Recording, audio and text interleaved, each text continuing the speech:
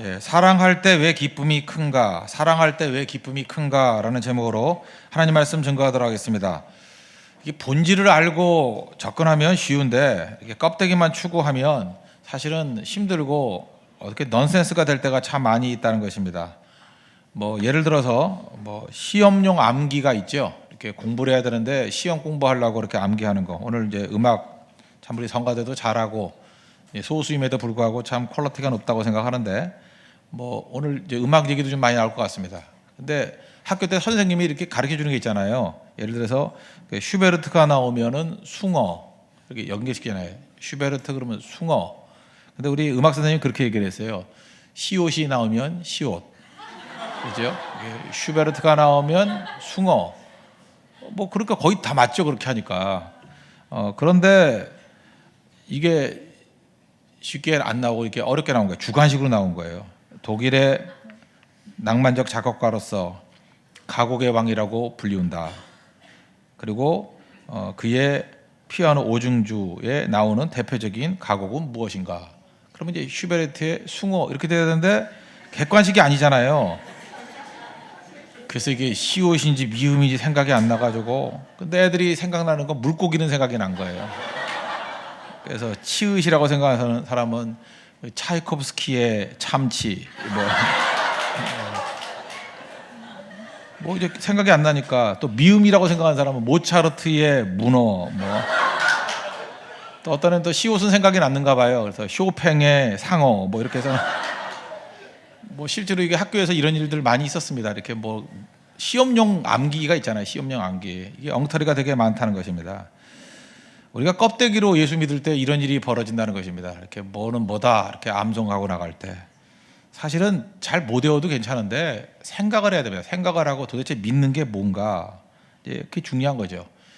예수님이 십자가 지시지 않습니까? 그럼 십자가가 무엇인가? 피 흘림이 무엇인가? 대속이 무엇인가?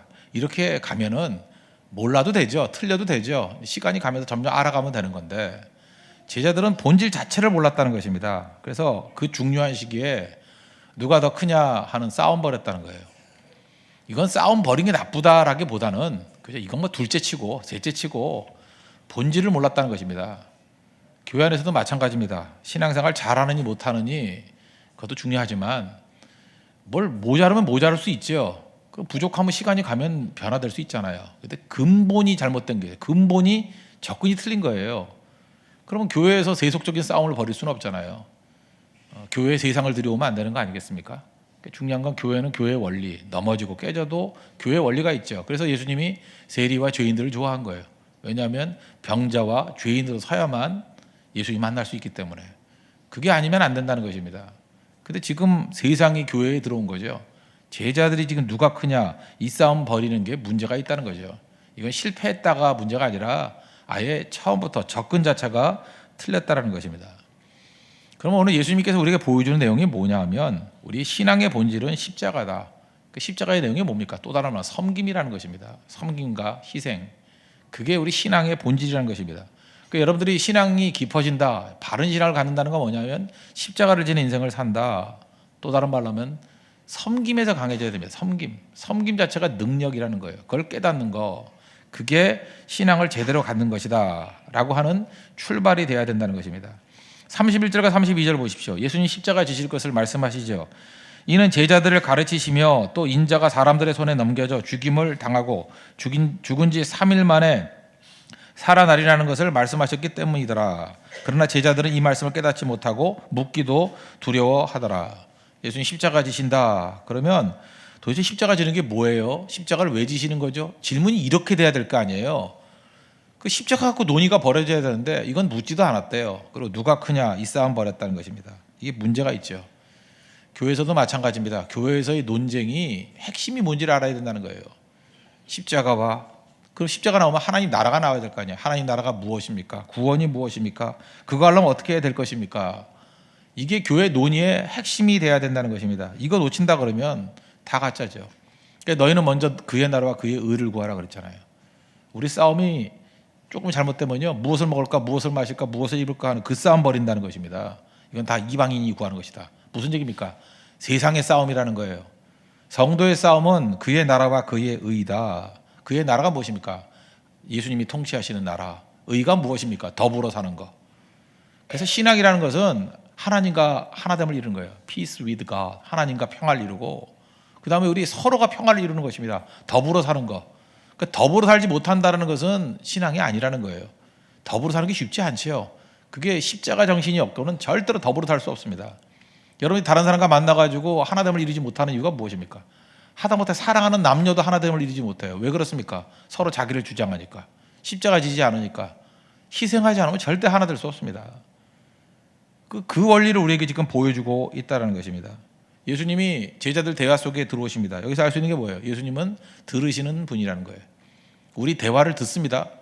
여러분들이 지금 뭐 글을 쓰거나 뭐 SNS를 하거나 뭐 대화를 하거나 생각을 하거나, 이걸 예수님은 유심히 들으시는 분이에요. 33절 34절 보십시오. 가버나움에 이르러 집에 계실새 제자들에게 물으시되 너희가 길에서 서로 토론한 것이 무엇이냐 하시되, 예수님 다 들었다라는 거예요. 대답 안 했습니다. 그들이 잠잠하니 이는 길에서 서로 누가 크냐 하고 쟁론하였습니다. 예수님 지금 토론의 주제에 대해서 시비 거는 겁니다. 너희들이 지금 그런 거 갖고 싸울 때냐? 그건 주제가 아니야. 너희들이 굳이 다툰다 그러면 십자가가 무엇인가, 하나님 나라의 확장이 무엇인가, 구원이 무엇인가, 이런 걸 물어야지. 그들이 잠잠했답니다. 그래서 교회는 이렇습니다. 이게 주제 자체가 틀리면은 아무리 잘하든 못하든 의미가 없다라는 거예요. 그 중단해야 됩니다. 그래서 교회에서는 입담으로 그럼 끝이에요. 그거는 우리가 다룰 문제가 아니거든요. 다루지 말아야 될 문제를 다루면 그때부터 문제가 생긴다는 것입니다. 그리고 예수님이 가르치시죠. 그 어린아이 하나 데려다가 놓고 이제 얘기하시죠. 36절 어린아이 하나를 데려다가 그들 가운데 세우시고 안으심에 제자들에게 이르시되 누구든지 내 이름으로 이런 어린아이 하나를 영접하면 그건 나를 영접함이요, 누구든지 나를 영접하면 나를 영접함이 아니요 나를 보내신 이를 영접함이니라. 그러므로 진정한 믿음의 능력이란 건 뭐냐? 그죠? 강해지는 법이 무엇이냐? 섬김에 있다는 것입니다. 잘 섬기는 거. 그래서 섬김이 능력이지, 섬길 수 없다 그러면 무능한 자가 될 수밖에 없다는 것입니다. 그래서 교회에서 여러분들 강한 자가 누굽니까? 잘 섬기는 사람입니다. 섬김이 안 된다 그러면 그는 무력한 자고 그는 세상이라는 거예요. 세상. 그래서 교회에서는 어찌 보면요, 약간 좀 똑똑치 못한 사람, 세상으로 볼 때 어떤 때부터 뭐라죠, 비어 있다 그러는 사람들이 오히려 더 하나님 나라에서 클 수 있습니다. 그래서 하나님께서 약한 자를 쓰시는 거예요. 그 문화권마다 표현하는 법이 틀리는데, 우리가 듣는 얘기 중에서 그 좀 기분 나쁜 얘기 중에 하나가 이거죠. 너는 속이 텅 비어 있어. 너는 머리가 텅 비어 있어. 그거 좋아요? 너는 머리가 깡통이야. 그럼 뭐, 아이 고마워요. I can do 뭐 이래서 좋아하는 사람 있어요? 예? 그런 사람 없잖아요. 나는 깡통이에요 하면서. 예? 그거 모르세요? 예. 예, 그런 사람 없잖아요. 근데 그 지금 프랑스령으로 돼 있는 걸로 알고 있는데, 뉴칼레도니아라고 있으면 남태평양에. 근데 남태평양에 그 뉴칼레도니아를 가면은 그 섬인데, 거기서 뭐 옛날에 프랑스에서 뭐 핵실험한다 그래서 뭐 난리 벌어졌던 섬이 있잖아요, 그죠? 뉴칼레도니아. 이 칼레도니아 그 제도에 거기 있던 사람들의 특징은 뭐냐하면 거기 물이 문제래요. 물. 식수가 문제가 돼가지고 물을 옮기는 것들을 옮겨야 된답니다. 아무데나 물을 먹을 수 없기 때문에. 그래서 물을 옮기는데 도움이 되는 게 뭐냐 하면 그 속이 텅 비어 있는 나무가 있대요. 그래서 그 텅 비어 있는 나무를 너무 유용하게 쓴대요. 거기다가 물을 담아가지고 그 나무를 가지고 움직인대요. 그래서 거기서는 가장 존경스러운 사람이 누구냐? 자기 삶에서 생명줄이니까 속이 텅 빈 사람. 그게 제일 존경하는 표현이래요. 거기 가서 아유 속이 텅 빈 분이 오셨습니까? 그러면 최고로 존경한다 그런 뜻이래요. 거기 선교사들이 가가지고 말씀을 증거했을 때 선교사들을 뭐라고 불렀냐 하면은 속이 텅 빈 사람들, 그렇게 불렀다라는 거예요. 거기서 선교사들이 오히려 깨졌답니다. 이제까지 내가 꽉 차가지고 뭘 준다고 생각했는데 섬김이라는 게 결국 비어 있어야 되는 거 아니에요? 그릇이잖아요. 그릇은 비어 있어야 됩니다. 비어서 채워서 나눠주는 거죠. 저는 이 뉴칼레도니아에서 이 개념이 우리에게도 주는 중요한 메시지라고 생각합니다. 능력이 뭐예요? 섬길 수 있는 용량이 크면 클수록 제일 강한 겁니다. 누가 잘 섬길 수 있습니까? 비어 있어야죠. 비어 있어야지 담아서 부어줄 거 아니에요. 그릇인데요, 그릇은 비어 있어야 되거든요. 내 것을 가득 차 있으면 더 채울 것이 없다는 것입니다. 예수님이 말씀하는 게 그거예요. 섬김이 능력이라는 거. 어찌 보면 비어 있는 게 능력입니다. 담을 수 있는 게 능력이라는 거예요. 그래서 진정한 능력이 무엇인지를 다시 개념을 가지고 접근해야 된다는 것입니다. 섬김이 능력입니다. 또 한 가지 예수님이 말씀하는 건 뭐냐면 섬김이 또 기쁨이 될 수 있다는 거예요. 기쁨. 그 능력이 자리라는 생각을 우리는 많이 합니다. 자리. 그 스위스의 정신분석학자, 우리 기독교에서도 많이 읽지요. 폴 트루니에라는 분이 계십니다. 그 글이 참 깔끔해요. 그죠? 그리고 선명합니다. 어쩜 이렇게 머리에 쏙쏙 들어올 정도로 글을 잘 쓰나 하는 분입니다. 이분이 고독이라는 책을 썼어요. 고독. 번역되기는 고독이라고 번역되어 있는데 Escape from Loneliness 이런 원 제목을 갖고 있어요. 그죠? 뭐 외로움으로부터의 탈출 뭐 이런 건데 고독이에요. 고독. 근데 이분이 이제 정신분석학자니까 그리고 좋은 크리스찬입니다. 이분이 그 분석한 게 뭐냐? 왜 현대인들은 이렇게 고독을 많이 느끼냐? 이렇게 고독하다고 느끼나? 이게 loneliness 이게 외로움을 느끼나? 이유는 경쟁심 때문에 그렇다는 거예요. 경쟁심, 개인주의. 그 중에서도 가장 중요한 게 뭐냐면 소유의 정신이라는 거예요. To have. 뭘 가져야만 내가 부유해진다. 가져야만 된다. 잠깐 그러니까 고독해진다는 거예요. 왜? 갖는다는 건 한계가 있잖아요. 왜 그렇습니까? 여러분 가지려고 그러면 여러분 얼마나 짊어지고 가겠어요? 짐이 많으면 많을수록 힘들잖아요.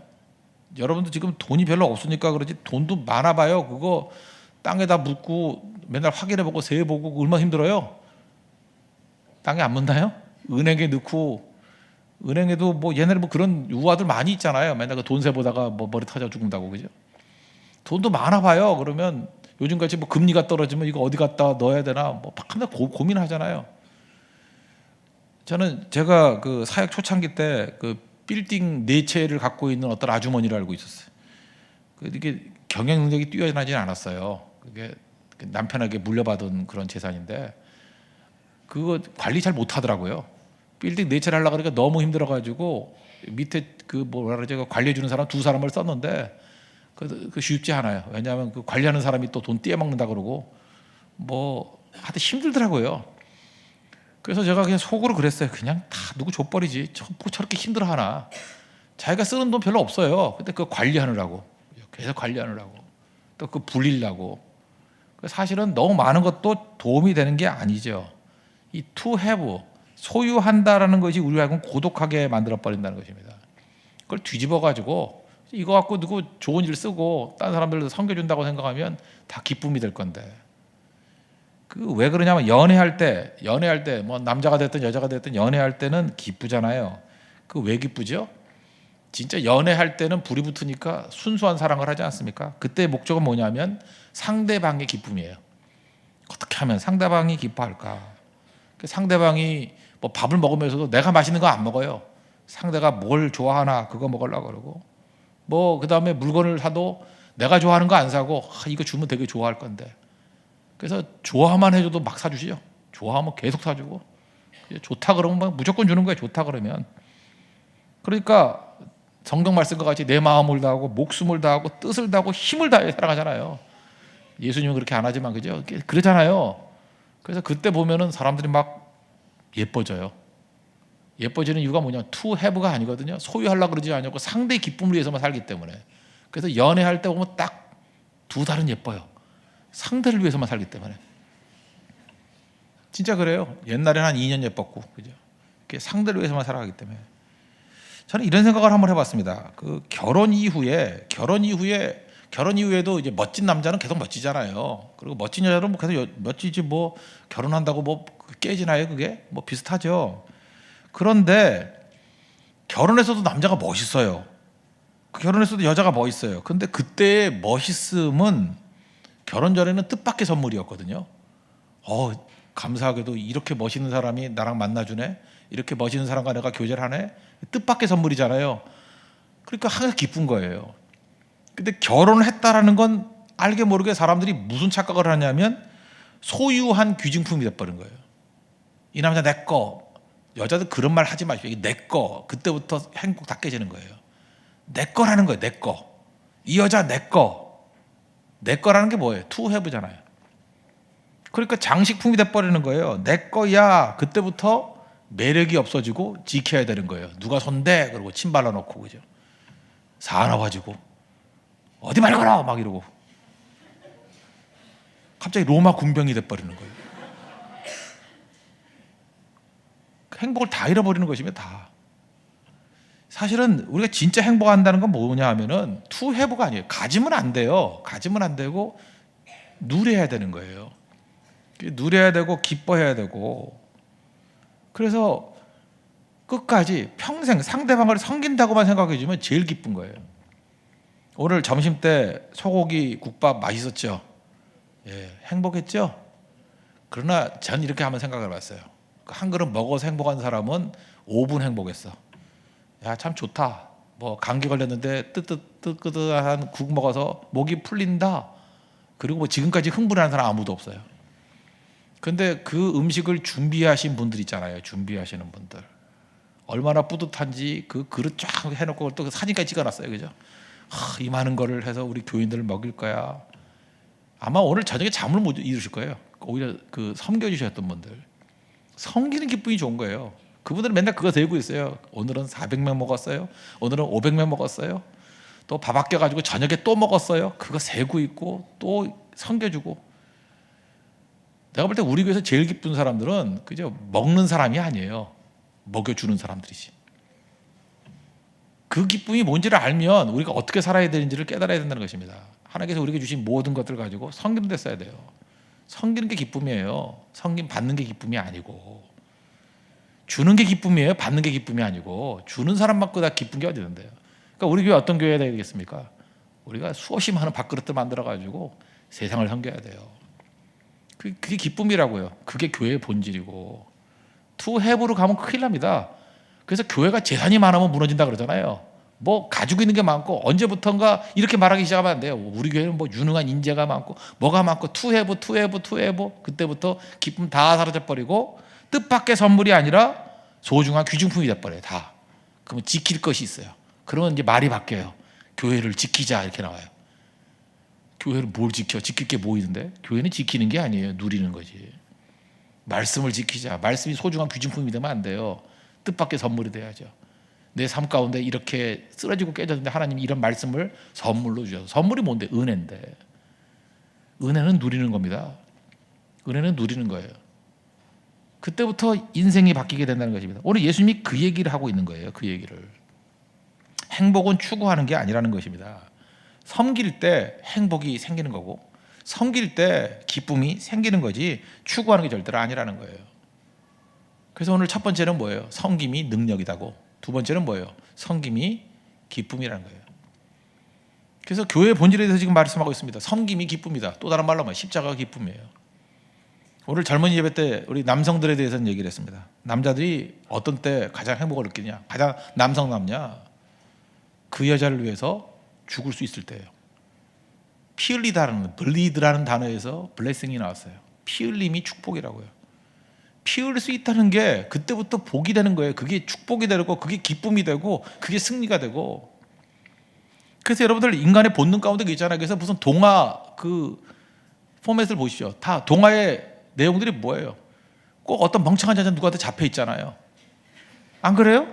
꼭 잡혀 있어요. 그러면 남자는 목숨 걸고 그 여자 구출해내는 거 아니에요. 그래서 꼭 피를 흘리죠. 다이아드 3 발에 그 병가루 있어가지고 막 아프잖아요, 그죠?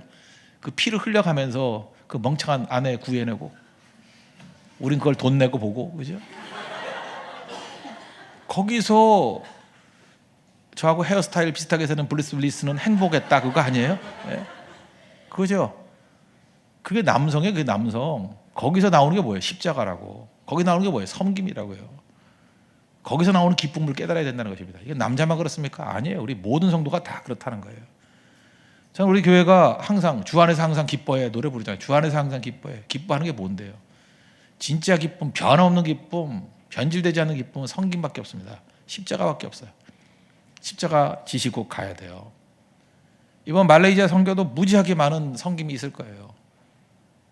지금 다 말을 안 했습니다. 뭐 정글에 가면 어떤 일이 벌어질지 얘기를 안 했습니다. 얘기하면 안 갈까 봐. 이제 갈 겁니다. 가면 죽을 고생을 하겠지만 돌아와가지고 가장 기쁨이 클 수 있어요. 보면은 그래요. 고생 많이 했다가 아니라 섬김이 많았던 곳에서 기쁨도 큰 거예요. 십자가가 많은 곳에서 기쁨이 큰 거라고. 그래서 우리 몸에 체질이 돼야 돼요. 소유 아닙니다. to have가 아니라는 거예요. 섬김이라는 거예요. 예수님이 지금 그 얘기하고 있는 거라고요. 십자가 지식에 앞서서 계속 그 얘기하고 있는 거예요. 본질이 뭔지 알아라. 섬김이 능력이고 섬김이 기쁨이야.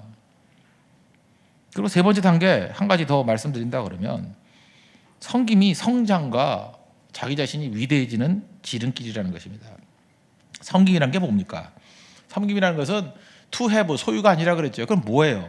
가지고 있는 것을 가지고 사용하는 거 아닙니까? 사용하는 게 섬김이죠. 내가 뭐 음식을 잘 만들 수 있는 능력을 가지고 사용하는 거, 그거죠. 예를 들어서 우리가 음악을 이렇게 잘하시는 분들이 있으면 음악적인 재능을 가지고 사용하는 거, 섬기는 거죠. 그럴 때 성장도 하는 거잖아요, 자기가. 그 바이올린 하면 그 최근에 바이올린 제일 잘하는 분 중에 하나가 이차크 펄먼이라는 분이 있어요. 이차크 펄먼. 이분 좋아하는 이유가 뭐냐면 그 뉴욕에 가면 링컨 센터에 있습니다. 링컨 센터에 그 에버리 피셔 홀이라고 그 이렇게 관현악 하는 그게 딱 좋은 홀이 있어요. 그 에버리 피셔 홀. 거기서 그 연주했을 때의 일화가 있어요. 몇 년 전 얘기예요.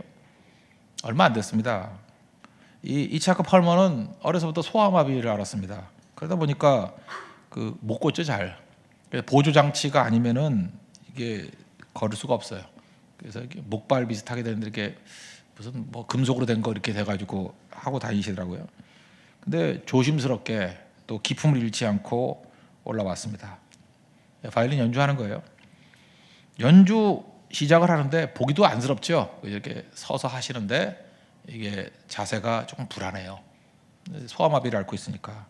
근데 두세 소절 연주를 하는데 뭐 파가니냐고 비슷한 일이 벌어졌어요. 바이올린 줄 하나가 딱 끊어졌는데 바이올린 줄이 끊어져도 총소리 같이 이렇게 탕 하고 끊어지는 경우 있잖아요. 탕 하고 끊어졌어요.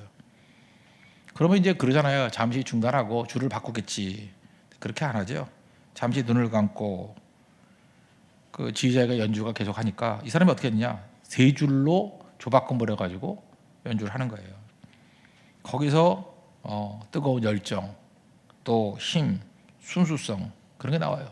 그 비디오도 지금 있을 거예요, 그죠? 나오는 그 내용들이.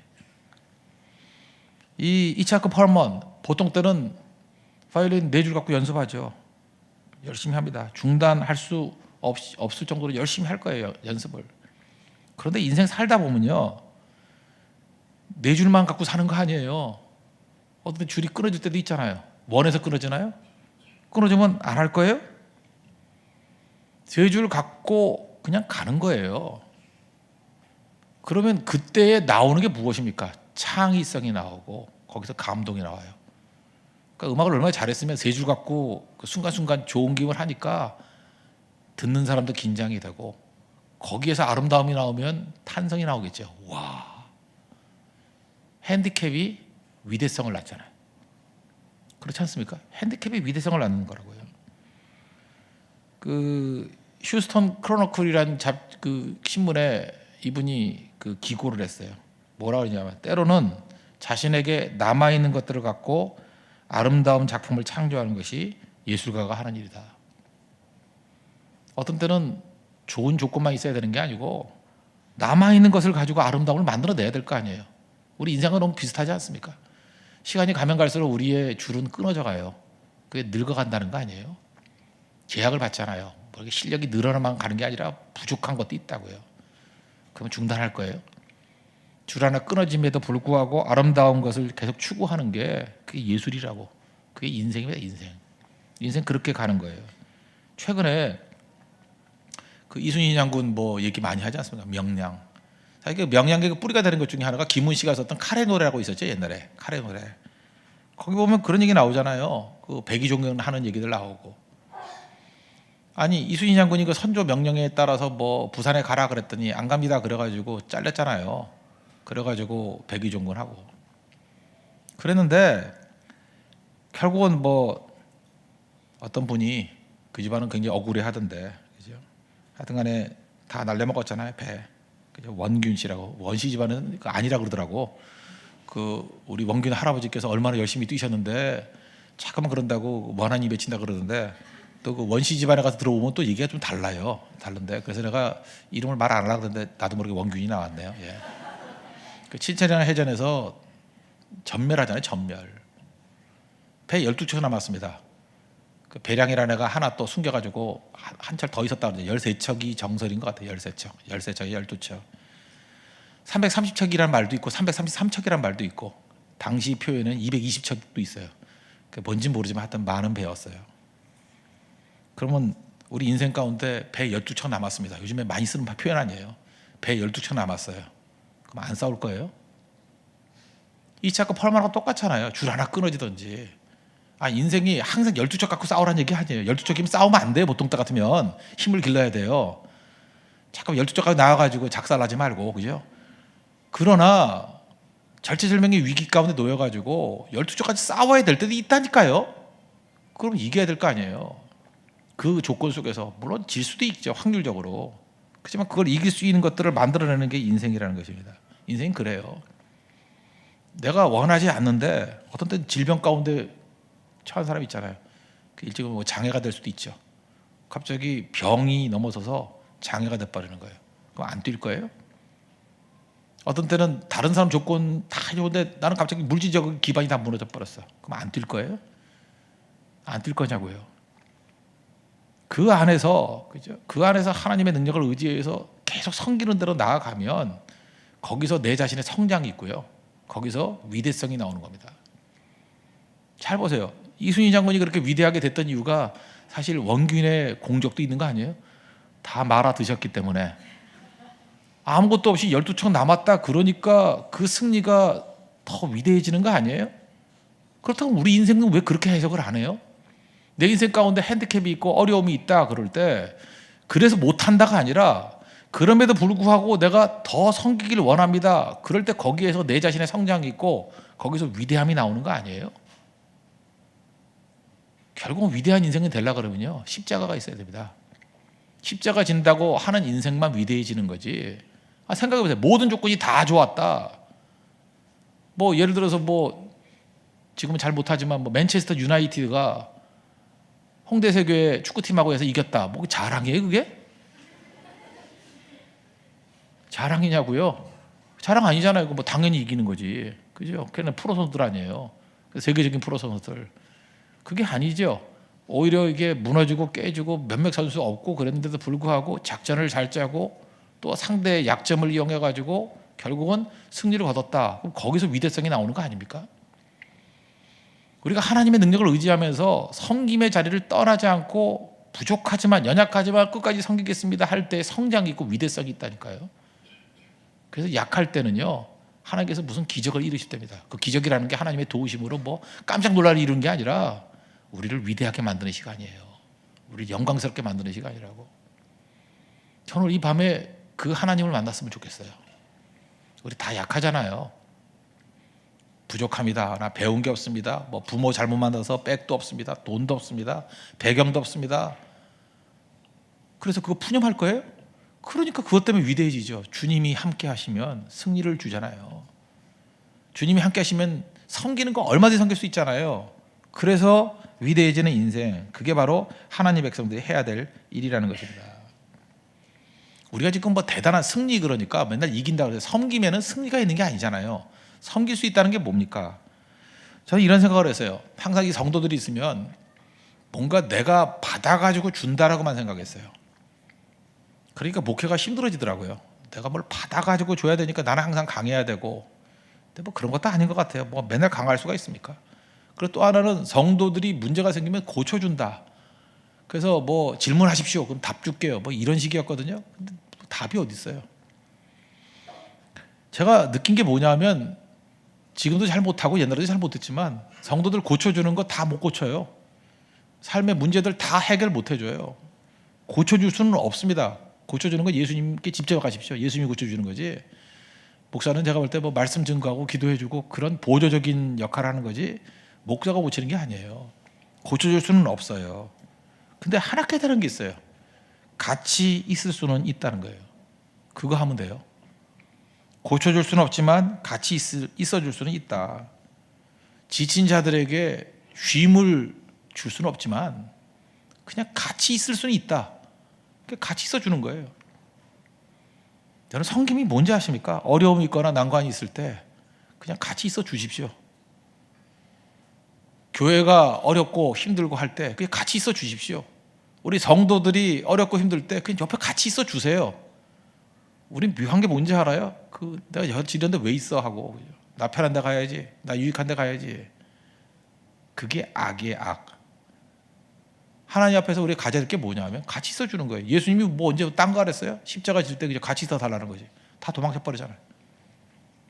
같이 있어 주는 거예요. 그런데 그 남자들은 진짜 쪼다들이죠. 여자들만 같이 있어 줬죠. 십자가 옆에 여자들밖에 없어. 온갖 잡다한 마리아와 여자들. 그죠? 참 부끄러운 얘기죠. 같이 있어 주는 거, 같이 있어 주는 게 그게 성김이라는 것입니다. 같이 있어 주는 거. 저는 우리 교회에서도 이렇게 병자들 중보기도 하면서 참 귀한 게 뭐냐, 같이 있어 주더라고요. 그리고 우리 그 식당 봉사나 이렇게 섬기는 분들, 여러분 2년 넘게 변함없이 그 자리를 지킨다는 건 그건 진짜입니다. 여러분 시간의 테스트를 우습게 여기지 마십시오. 뭐 교회 새롭게 와가지고 그냥 몇 달 반짝 섬기면서 더 나이스해 보이죠? 아니에요. 산전수전 다 겪으면서 그 자리를 꾸준히 지켰던 사람은 그거 진짜예요. 시간만큼 속일 수 없어요. 시간은 속일 수 없어. 시간은. 그래서 속지 않은 글이 뭐냐면 시간의 테스팅을 통과한 사람들과 다 진짜예요. 절대로 가짜일 수 없다라는 거예요. 뭐 그런 얘기 많이 하잖아요. 명절 때 되니까 뭐 투덜 대면서 그 뭐 시부모님, 병든 시부모님 모신 사람과 가끔 뭐 인사하러 와가지고 입 바른 소리, 그죠? 올바른 소리 열심히 하는 사람과 누가 옳은 거예요? 모시고 있는 사람이 더 훌륭한 분이죠. 마찬가지라고. 시간의 테스팅이라고. 우리 인생도 마찬가지입니다. 섬김은 끝까지 가야 된다는 거예요. 하나님 은혜 가운데 우리 교회가 모든 판단의 기준을 바꿔야 됩니다. 능력이 뭐냐? 잘 섬기는 사람이 능력이 있는 거예요. 섬길 수 없는 사람, 무능한 사람입니다. 기쁨, 왜 기쁨이 없는지 아십니까? 섬기지 않기 때문에 기쁨이 없다라는 거예요. 왜 성장이 없는지 아십니까? 섬기지 않으니까 성장이 없어요. 왜 초라한지 아십니까? 위대함은 약할 때도 끝까지 섬길 때 거기서 위대함이 나오는 거예요. 12척으로 330척을 깰 수 있는 위대성, 약할 때 섬기는 거예요. 하나님께서 지극히 약한 자들을 통해서 이루시는 놀라운 능력을 맛보는 우리 믿음의 신실한 종들이 바랍니다. 이게 주님의 십자가 정신이라는 거예요. 그래서 우리가 섬김이 온전히 있을 때, 투 해브가 아니라 섬김으로 나아갈 때 십자가를 온전히 이해하게 될 것이고, 정말 능력 있는 교회가 될 것이고, 섬김으로 나가면 마귀가 꼼짝 못합니다.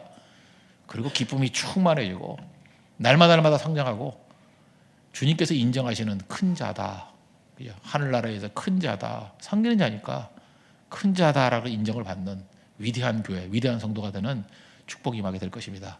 그런 성도가 되는 하나님의 결단이 있기를 바랍니다. 모두 자리에서 일어나겠습니다. 약할 때 강함 대신에 우리 찬양하겠습니다.